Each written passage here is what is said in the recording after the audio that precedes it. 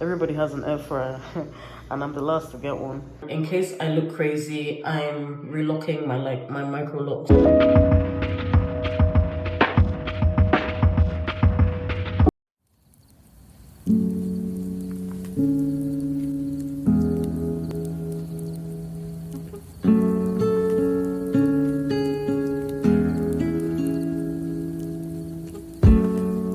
You comfort me when I run far away. You come for me, and when the going is good, you cheer me on. But when it bad, you keep me going on. When you gave your all for me, this is what you afford for me. Love and peace and joy in you. So many things you are to me, and everything is all for free.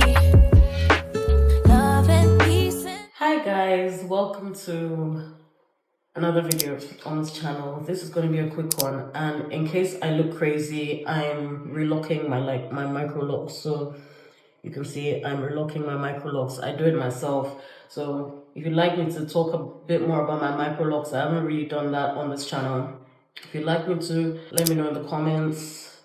I was going to do a part 2 of my last video, which was talking about transitioning from 1 to 2, but I realized that there are a couple of things that I didn't say. So I got plantain on the fire for my daughter, so this is going to be a quick video. Because you know that plantain, like 2 seconds and it can just burn, right? So I keep checking it and I keep looking at it. But another thing, I think 2 other things that I wanted to talk about when you're transitioning from 1 to 2.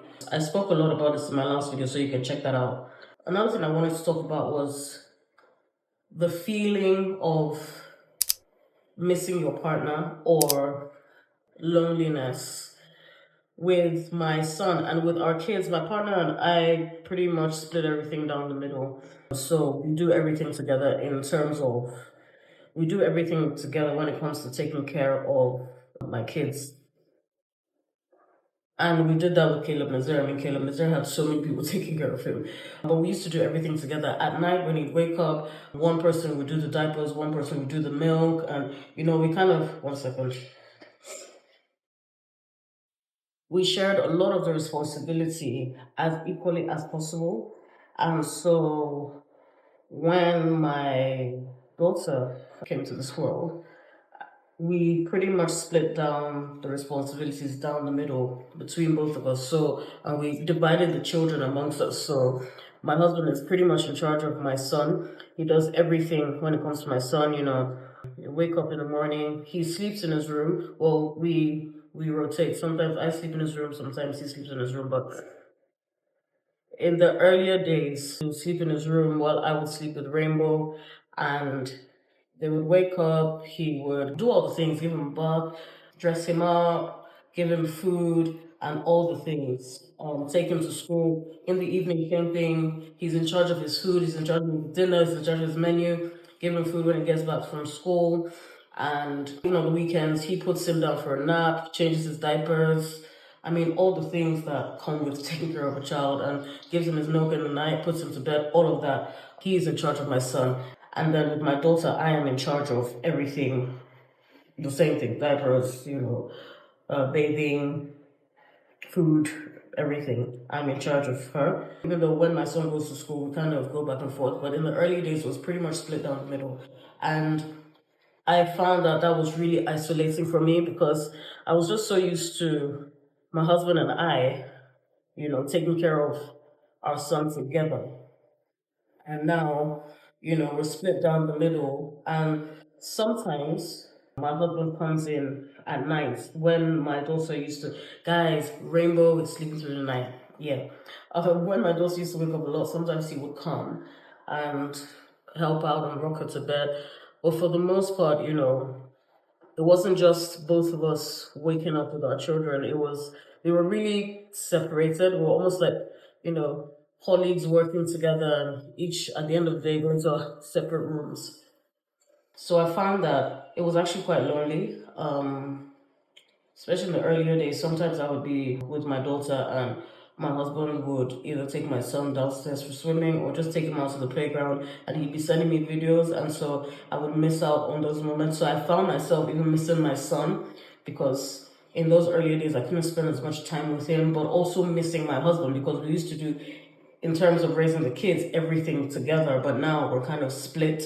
So that's one thing that you may experience, and that's one thing that I didn't think about or I didn't consider would happen, even though it's kind of obvious that that would happen, but it's not something that I really thought about or how that would affect me, and it did affect me. I felt very, very lonely, and I felt like it seemed like we're both single parents raising raising individual kids but married, single parents but married, if that makes sense. And I don't know how he felt about it, but I know that I felt very lonely in those earlier days. So that's another thing that I didn't think about. But if you don't really have the extra support and you and your husband have to split yourself down between kids, that's something that you may experience.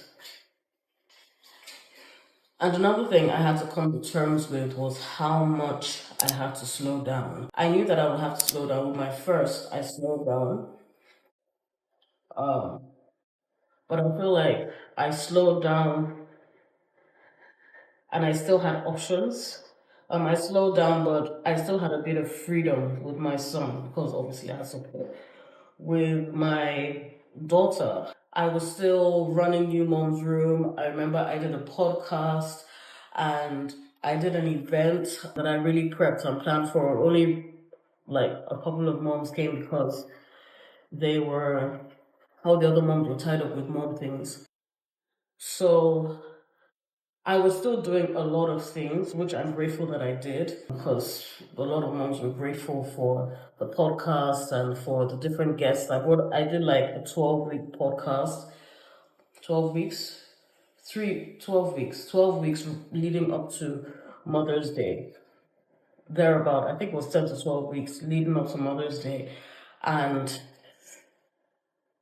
I did everything. I would reach out to the guests.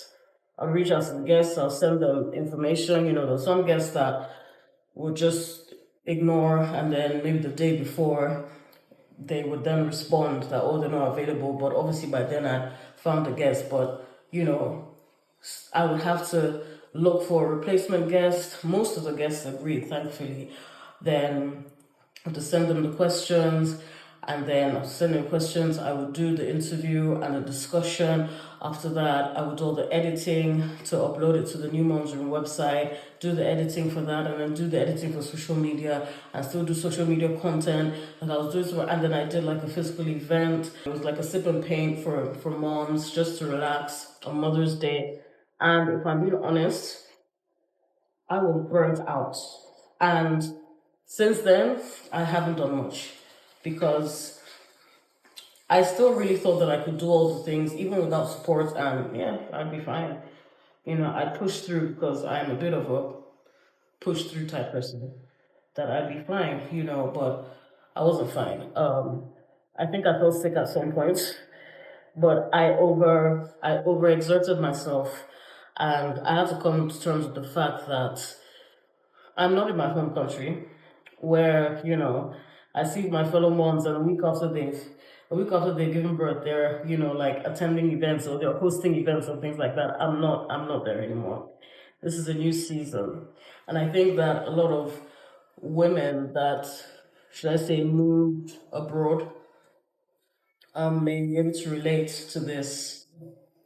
Is unfortunately you can't hop about the way you used to, and that's something that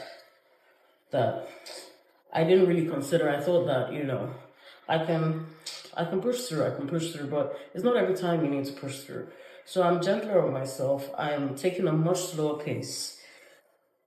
I've allowed myself to really slow down. And that is something that I didn't really take into consideration. Anyway, like I said, this video is going to be really short. So again, if you can relate to anything I've said in this video, like, share, comment, and enjoy the rest of the video. Ciao, ciao.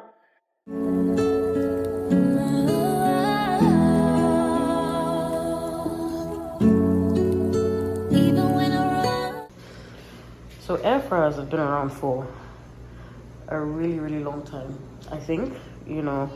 So I feel like everybody has an air fryer, and I'm the last to get one. This is from Britannia. Britannia is a Brazilian brand. One thing that I've noticed about Brazil is they are very keen on in-house manufacturing, so import taxes are very high. They prioritize their local manufacturers. We have a lot of Britannia stuff. My kettle is Britannia. My washing machine, so many things are Britannia, because I have seen that their products are pretty good, and they are strong. I mean, Brazilians complain a lot about things that are manufactured here, that they're not of good quality. But for me, all the manufacturers, the Brazilian manufacturers that I've used, they are pretty good. Their products are not bad. I think I'll share a story about how I ordered clothes from my home country, and when I saw the import taxes, they emailed me. It was almost like double the cost of the actual clothes, and this was just 3 dresses. It wasn't like a suitcase of things. You know, I feel like they think that if you're bringing things in you want to sell, and because it's not like their own products, or they just, you know, they force you pretty much to use their own stuff. So I had to send it back. I said, please send it back, because honestly, I can't afford to pay double the price of the goods. But apparently that is a thing, and I had no idea. Import taxes are extremely high because they want you to, okay, prioritize. I don't think I can use one hand to bring this out. It's bigger than I thought it would be. But for the longest time, I wanted to get an air fryer because, again, I feel like it's healthier. You're not using oil, so you're not deep frying, and I think it gets the job done. So I'm going to use it to fry chips, and we'll see how it comes out. Yeah, there we go. So yeah, this is it. It's a lot bigger than I thought it would be. I just realized that we barely have any space now on our kitchen counters, because I've had to move the kettle out of the way to fit this. But yeah, I'm gonna try it out now and see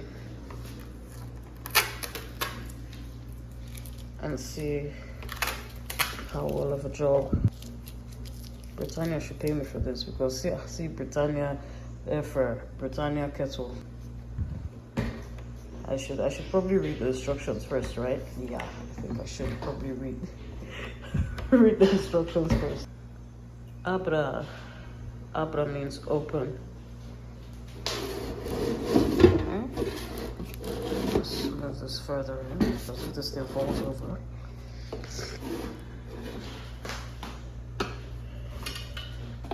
Yeah, this thing requires a bit more space than I thought it would. So I need to rearrange my kitchen. My kitchen.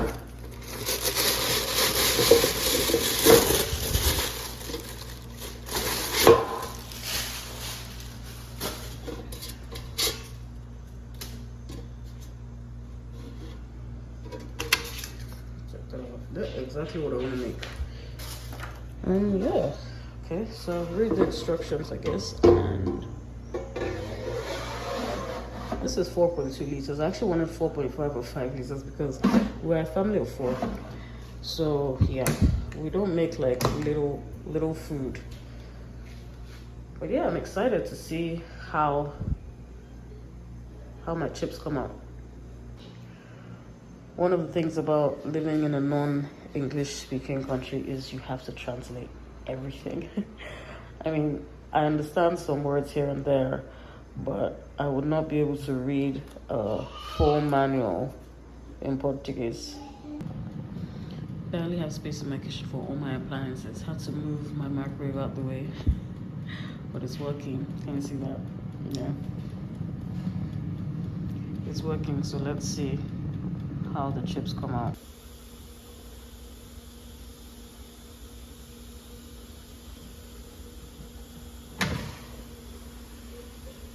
Okay, that looks pretty good. Yeah, that looks good.